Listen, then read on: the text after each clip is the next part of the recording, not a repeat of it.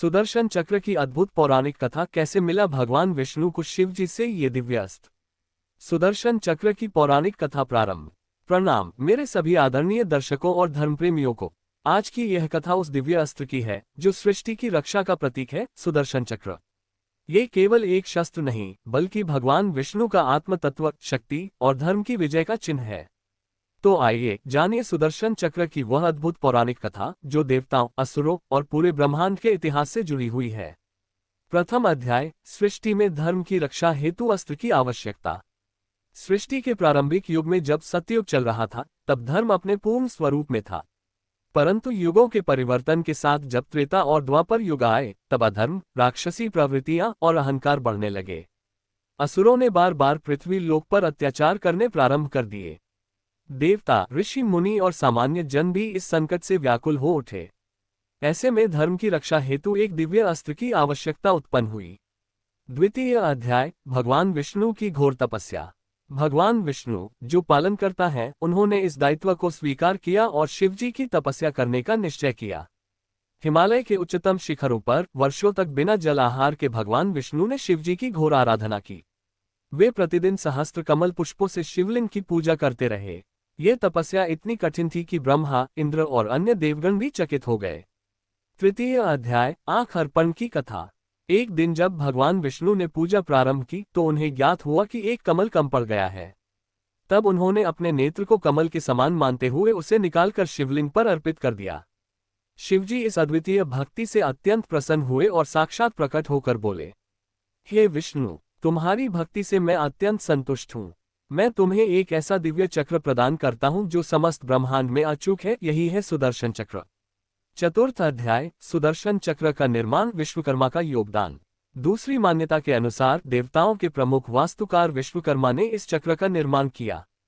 विश्वकर्मा ने सूर्य के तेज से तप्त धातुओं को पिघलाकर इस चक्र को गढ़ा।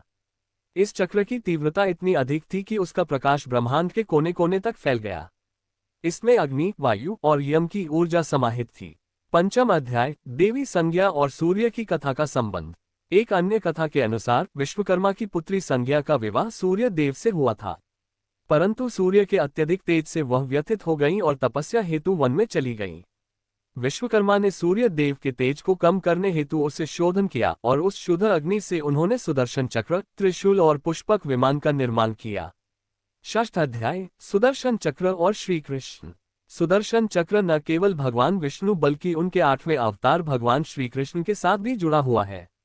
महाभारत काल में जब शिशुपाल ने 100 बार श्री कृष्ण का अपमान किया तो भगवान ने क्रोधित होकर सुदर्शन चक्र चलाया और उसका शीश काट दिया। ये चक्र श्री कृष्ण के हर निर्णय और युद्ध में उनका साथ देता रहा। ये केवल एक अस्त्र नहीं, उनका आत्मबल था। सप्तम अध्याय, रामायण में सुदर्शन चक्र की भूमिका। रामावतार के समय भगवान विष्णु ने चक्र का उपयोग रावण पर किया, किंतु ब्रह्मा जी द्वारा रावण को प्राप्त वरदान के अनुसार केवल मनुष्य ही उसे मार सकता था। इसलिए चक्र का वार उस पर निष्फल रहा। परंतु ये चक्र भगवान राम के संरक्षण में उनके पीछे अदृश्य रूप से हमेशा रहा, जैसे अदृश्य रक्षा कवच। अष्टम अध्याय, अन्य देवी देवताओं द्वारा उपयोग। सुदर्शन चक्र का उल्लेख देवी दुर्गा, पार्वती और परशुराम से भी जुड़ा हुआ है। परशुराम ने जब क्षत्रियों का विनाश करने का संकल्प लिया, तब सुदर्शन चक्र ने उनकी युद्ध क्षमता को बढ़ाने में साथ दिया। कुछ ग्रंथों में ये भी वर्णन है कि देवी काली ने भी इस चक्र को अपने अनेक रूपों में धारण किया था। नवम अध्याय, सुदर्शन चक्र की विशेषताएं। ये चक्र 108 धार वाला होता है। यह अपने लक्ष्य को पहचानता है, उसका पीछा करता है और उसका विनाश करके लौट आता है। ये दिव्य ऊर्जा, तेज और निर्णय शक्ति का प्रतीक है। यह अज्ञान, मोह, लोभ और अधर्म का नाशक है। दशम अध्याय, सुदर्शन चक्र की साधना और तांत्रिक महिमा। सुदर्शन चक्र मंत्र का जप करने से भय, रोग, दुर्भाग्य और शत्रु का नाश होता है। तांत्रिक साधनाओं में सुदर्शन चक्र को नकारात्मक ऊर्जा हटाने और स्थान शुद्धि के लिए अत्यंत प्रभावी माना गया है।